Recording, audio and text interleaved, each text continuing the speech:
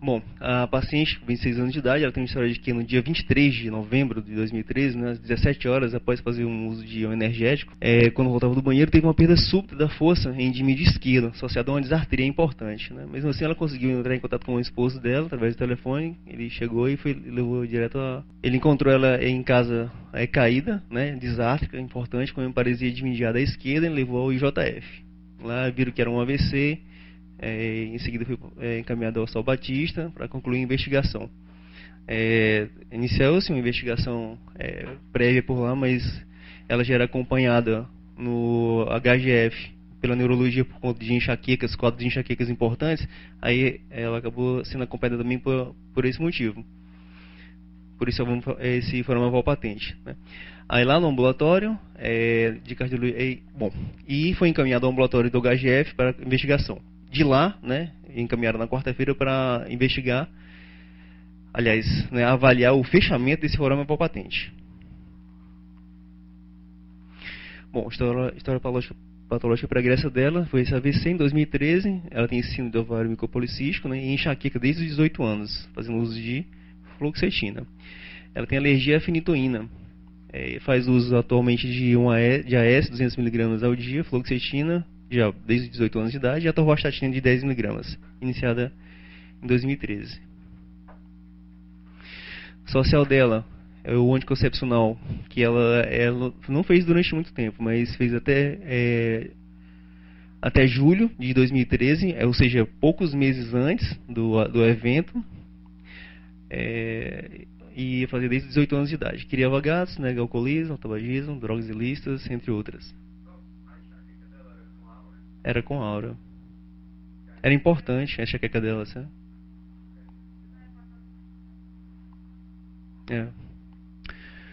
Bom, familiar, o pai foi falecido por complicações de cirrose hepática, ele era alcoolista. A mãe e irmão são saudáveis. Teve uma tia que faleceu por leucemia. No exame físico, a gente encontrava uma paciente, exceto essa emparesia endimidiada dela, esquerda, normal, corada, consciente. O cardiovascular dela, ritmo cardíaco regular, sem alterações, assim como abdômenes e edemas, só o neurológico. A disartria dela já tinha melhorado. Ela trouxe alguns... Melhoraram, mas persistem no déficit. Né? Ela trouxe alguns exames, ela trouxe uma bateria de exames do HGF. Aí eu trouxe para ela, para a gente ver o eletro dela, o ECG. Aí o ECG também é inocente, né? O ritmo ele é sinusal, ele não mostra alterações de sobrecarga de câmara.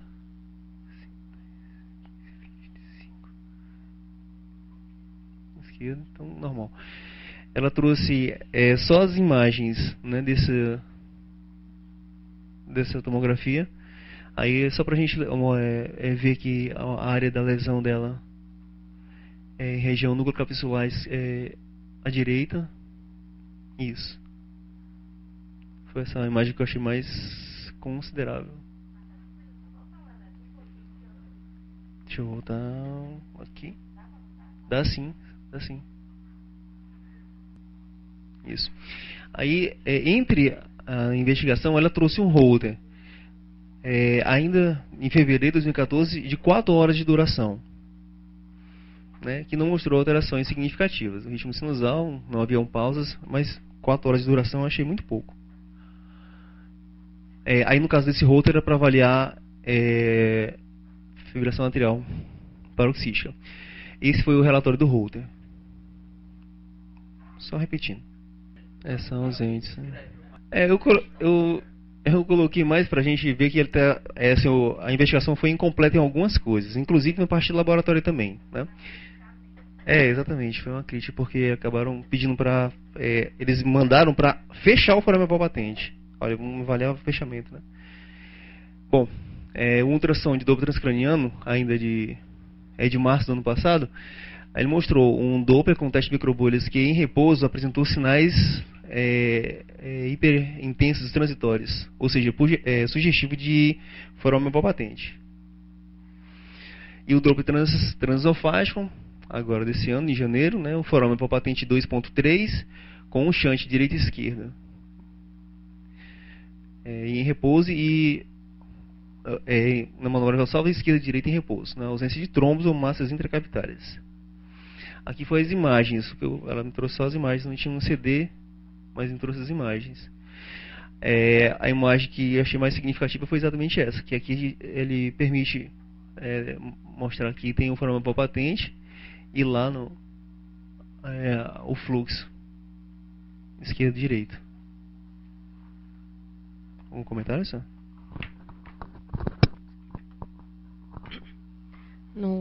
Na imagem da esquerda é um corte do eco transesofágico, em cima onde tem o átrio esquerdo, abaixo o átrio direito, e tem uma descontinuidade, você vê que tem a lâmina do septo, e lá no final tem uma parte pretinha, onde seria o orifício do forame oval, mas só lembrando que você pode ter uma impressão que tem a descontinuidade, mas você tem que colocar o Doppler colorido para ter certeza que o fluxo está passando e ver a direção desse fluxo. Ali, me parece, está em azul, não é isso? Então, é um shunt do átrio esquerdo para o átrio direito. Então, tem uma descontinuidade com shunt esquerdo-direito. Né? A esquerdo-direito, a rigor, não teria uma preocupação com AVC nesse caso, mas aí você tem que fazer manobra de valsalva para ver se também teria direito, do átrio direito para o átrio esquerdo, que aí seria o risco de fenômenos tromboembólicos, né?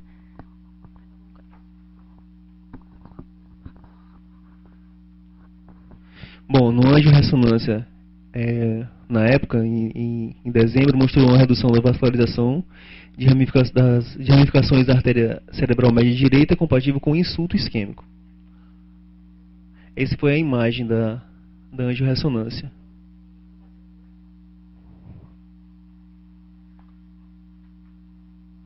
Na arteriografia seletiva cerebral, na mesma época, ela mostrou uma lesão arteriovenosa no território da artéria cerebral média direita e uma fístula interrogada. No ecocardiograma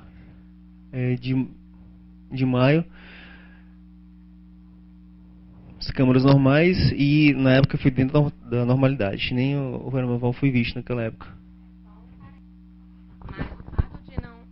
O fato de não ter sido visto no eco transtorácico, o eco transtorácico não tem, entre aspas, obrigação, assim, ele pode não ver.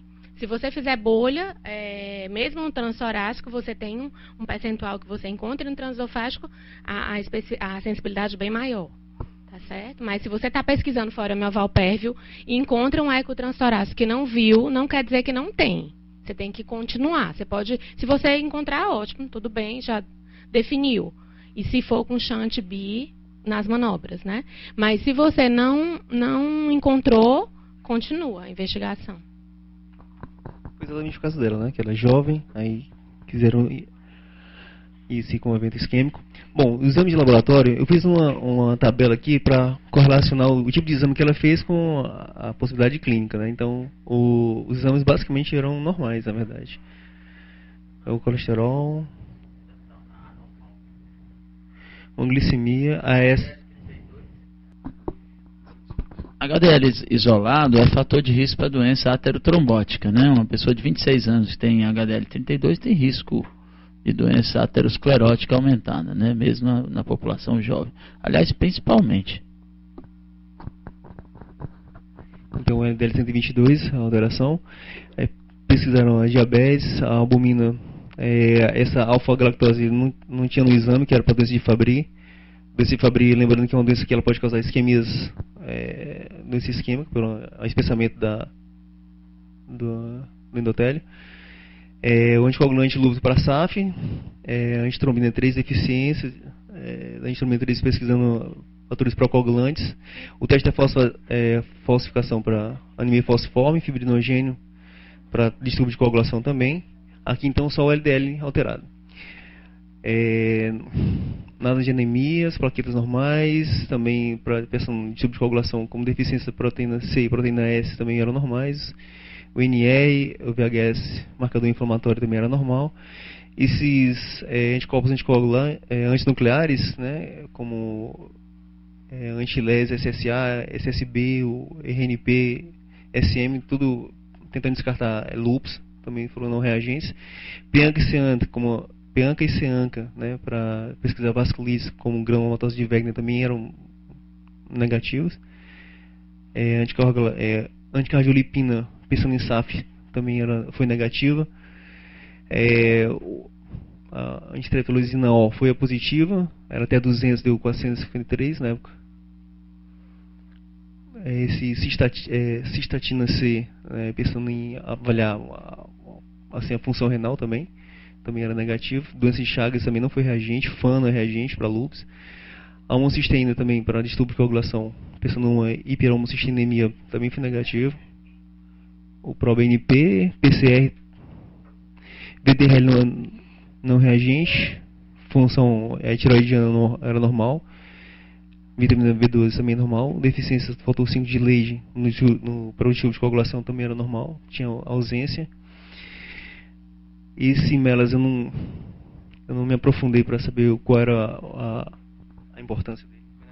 Existe um grupo de doenças que tem a ver com o metabolismo da mitocôndria, que dão doenças neurológicas, entre elas, uma das manifestações são manifestações da musculatura esquelética e doença cerebrovascular, né? Que é um grupo de patologias mitocondriais que está associada à doença neurológica.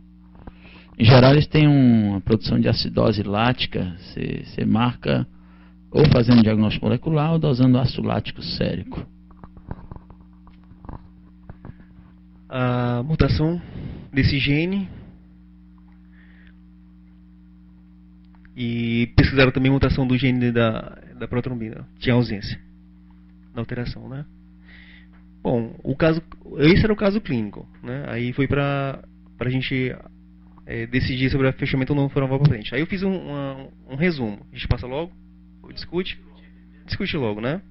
Ok. Vou só tentar resumir aqui. Se eu estiver errado, você me corrige aqui, Marcelo.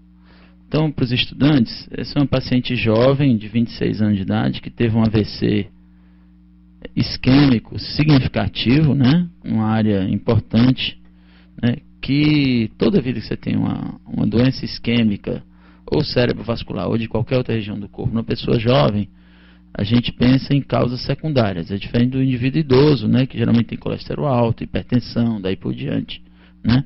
Nesses indivíduos jovens a gente vai atrás de uma causa específica. É um dos capítulos interessantes, a doença aterotrombótica precoce, né, em pessoas jovens. Não uma pessoa que tem 26 anos de idade e que tinha uma história de enxaqueca, né? Isso levanta alguns questionamentos, uma enxaqueca bem definida, e que foi pesquisado várias causas de doença isquêmica. Vocês viram aí, quando a gente vê doença aterotrombótica precoce, a gente vai atrás de doença de hipercoagulabilidade, doença autoimune, doença embólica do coração ou de outros sítios vasculares, e foi isso que foi feito. E foi encontrado um defeito, né, que é a patência do forame oval, né, um canalzinho entre o átrio direito e o átrio esquerdo, e que numa manobra de Valsalva era possível que esse shunt, que normalmente vem da câmara de maior pressão que o átrio esquerdo para menor pressão que o átrio direito, esse shunt revertia quando você fazia uma manobra de Valsalva. Porque você, para fazer AVC isquêmico numa situação como essa, você tem que, primeiro, formar o trombo, tem que ter uma origem do trombo. Segundo, você tem que garantir que esse trombo passe no forame oval e que você faça uma manobra como a Valsalva, para que exatamente nesse momento passe no forame e vá para o sistema nervoso central. Quer dizer, precisa haver uma série de coincidências, né? Então, daí se vem o questionamento da importância clínica ou não do achado de forame oval. Tem alguns achados que a gente sabe que acentuam o risco e parece que epidemiologicamente são mais importantes. Vou deixar as pessoas falarem aqui, depois se precisar a gente complementa. eu esqueci de falar, só duas críticas a respeito à condução desse caso foi que, assim, duas investigações foram insuficientes. O Holter, que foi de 4 horas, né, que poderia ser até maior, inclusive, não só de 24 horas, até com mais tempo.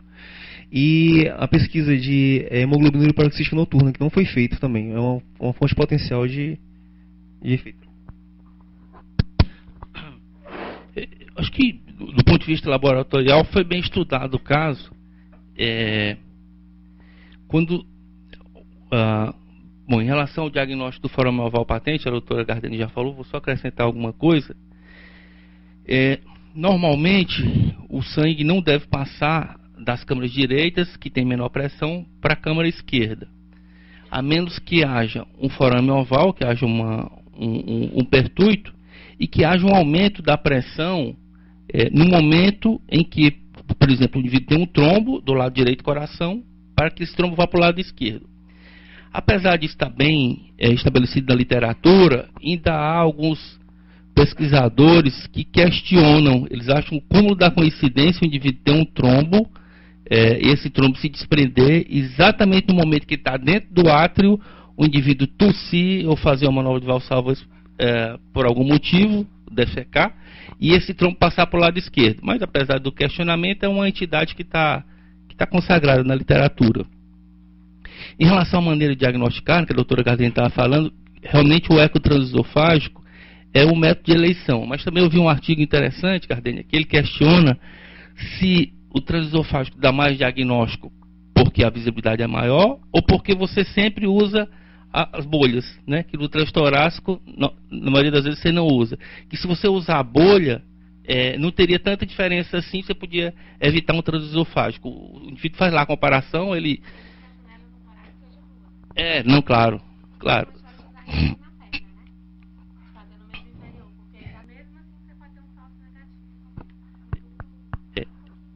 Essas bolhas é um meio de contraste que pode ser feito, pode ser comprado e é caro, e pode ser feita uma solução caseira, que você mistura 9 ml de soro fisiológico com 1 ml de ar. Às vezes você pode colocar o sangue do próprio paciente junto, às vezes pode colocar um pouco de glicose, e você mistura essa solução de tal forma que quando você injeta, ela forma uma quantidade grande de bolhas.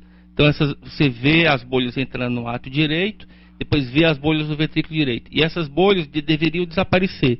Se essas bolhas passarem para o átrio esquerdo, se elas passarem de 3 a 5, se elas passarem em menos de 5 ciclos para o lado esquerdo, é porque o indivíduo tem forame oval permeável. Se ela passar um pouco mais, o indivíduo pode ter uma fístula arteriovenosa pulmonar. O pessoal da gastro, que trabalha com transplante hepático, com hipertensão portal, manda muito para a gente, eu fazia muito exame aqui, para ver se o indivíduo tem essa chamada forma hepatopulmonar, né? E, bom, o tratamento do forame oval permeável, se for verificado que ele é a causa do AVC, o primeiro tratamento seria esse que foi feito, antiagregante e ou anticoagulante. Se o indivíduo tiver o segundo AVC e tiver certeza que foi por causa do forame oval permeável, seria indicação clássica de fechar esse forame oval. Alguém quer colocar aqui alguma coisa? Deixa eu colocar aqui uma coisa interessante. Primeiro, assim, eu sou cético com... Primeiro, uma coisa que é importante. Quando tem aneurisma do septo, a possibilidade epidemiológica de fazer doença embólica é baixa. Segunda coisa, assim, na maioria das vezes, você precisa pensar uma coisa. 30% dos indivíduos têm hipercoagulabilidade, você tem exame negativo. Está faltando aí alguns exames. Dosagem do anticorpo anti-beta-2 glicoproteína, que é mais sensível para SAF do que anticardiolipina. A mutação da PAI1, que está descrita em mulheres jovens, né, com incidência de doença vascular arterial. A gente tem visto, mesmo nas formas 4G, 5G, que é heterozigótica, aumentam muito quando se associa doença fator de risco para doença aterotrombótica e aterosclerótica. Saiu no Brain, no começo do ano passado, não sei se o Roberto viu, indivíduos que tinham AVC determinado em populações jovens, com Holter implantável de 30 dias, 30% dos indivíduos que não tinham causa estabelecida tinha fibrilação atrial paroxística associada, né? Eu não sei se você viu, saiu no Brain, depois tem um editorial em seguida comentando com rota implantável de 30 dias.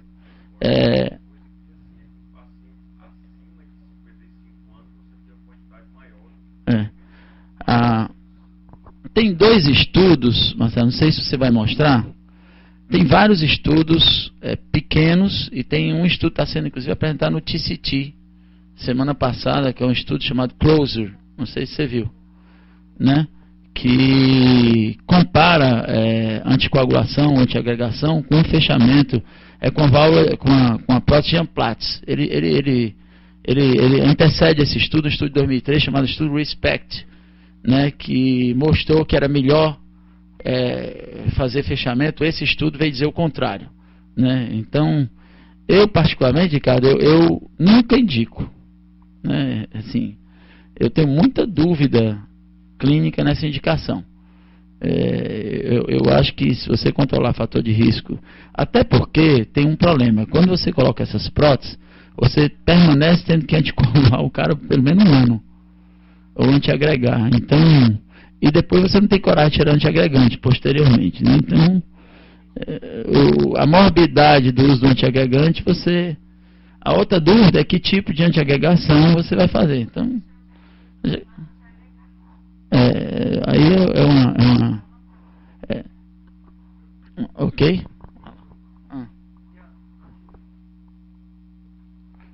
Pode falar. Ainda tem isso? Pode estar relacionado a fenômeno isquêmico. Anticoncepcional, mulher que tem essa paciente provavelmente tem hipercoagulabilidade. Assim, essa associação HDL baixo com anticoncepcional em mulher jovem é altamente heterogênica. Eu tenho, por coincidência, semana passada eu atendi uma jovem que foi botar 2 próteses mamárias de silicone e fez um TEP maciço 15 dias depois.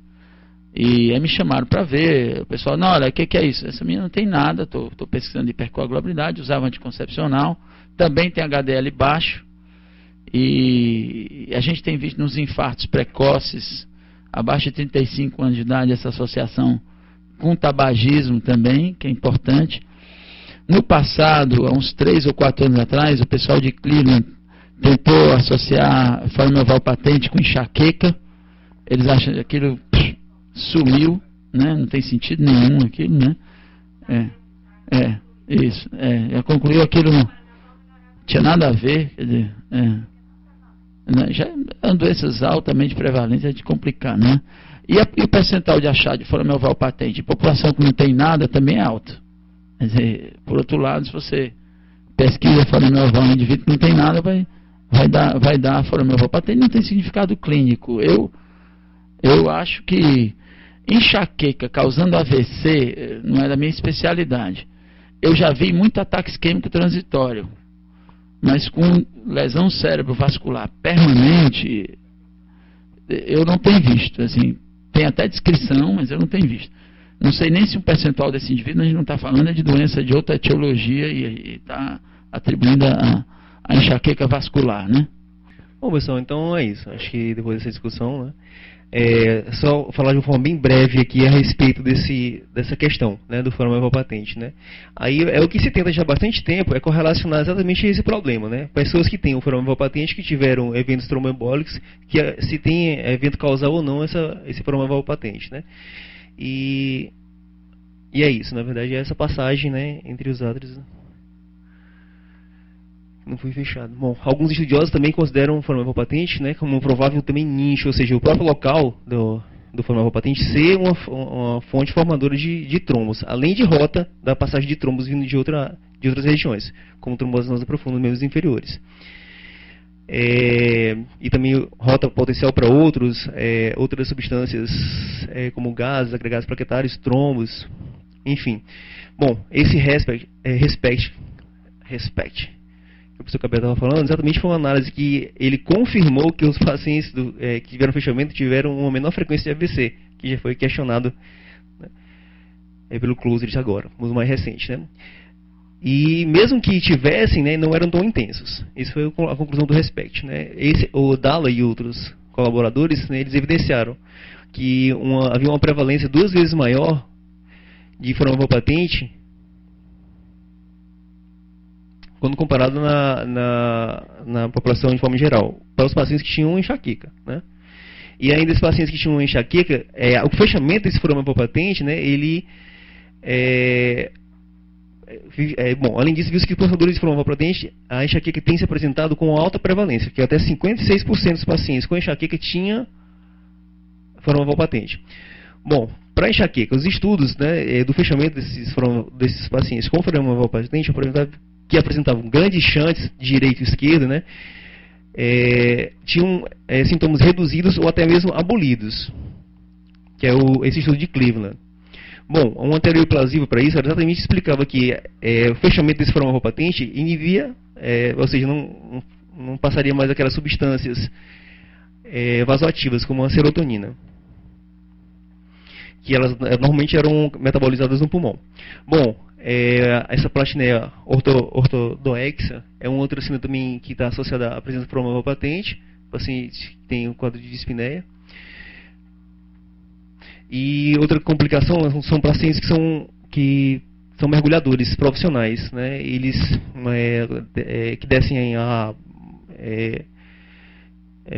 vão muito longe no mergulho, acabam fazendo a embolização e, se tiver o forama patente, voltam com AVC. É a síndrome do descompressivo dos mergulhadores, né? O diagnóstico a gente já discutiu bastante sobre isso, né? Tem uma certa dúvida quanto ao que é o melhor método, mas ainda o mais aceito é o teste de microbolhas, o transesofágico e o Doppler transcraniano com o manobra valsalva. Bom, aí, assim, uma vez que foi identificado esse forama patente, né, é importante determinar o risco que esse forama patente leva até o paciente. Então, o tamanho, a anatomia, né, a presença desse shunt, a quantidade desse shunt, os antecedentes pessoais, eles vão ajudar a nortear sobre esse risco. As opções que foi faladas, né, são os antiplaquetários e os antiplaquetários anticoagulantes, ou tratamento por fechamento, que é o cirúrgico, né? Esse tratamento percutâneo transcateter é um dos que ainda são mais utilizados. Bom, só essas tecnologias novas, só para citar, aquele é um dos exemplos de fechamento. Essa é a imagem 6 meses depois do tratamento. Esse é um modelo de novas tecnologias ainda, que é a soldadura desse septus primo para fechamento forama patente, com esse Sierra PFX. E os estudos, né, que eu queria comentar um pouquinho mais sobre eles, era a respeito desse closet de 2012, com 909 pacientes, né, que eles mostraram que o forama patente percutâneo, né, com essa prótese, não ofereceu um benefício superior à terapia médica isolada, né, na prevenção do AVC recorrente ou ataque isquêmico transitório. E em 2013, na New York, foi feita essa avaliação, né, desse fechamento percutâneo, que também não mostrou um benefício para isso, né? Diferente desses dois trials, que é o PC Trial e o Respect Trial, com 980 pacientes, que mostrou que valeria a pena o fechamento desse forama patente. É isso.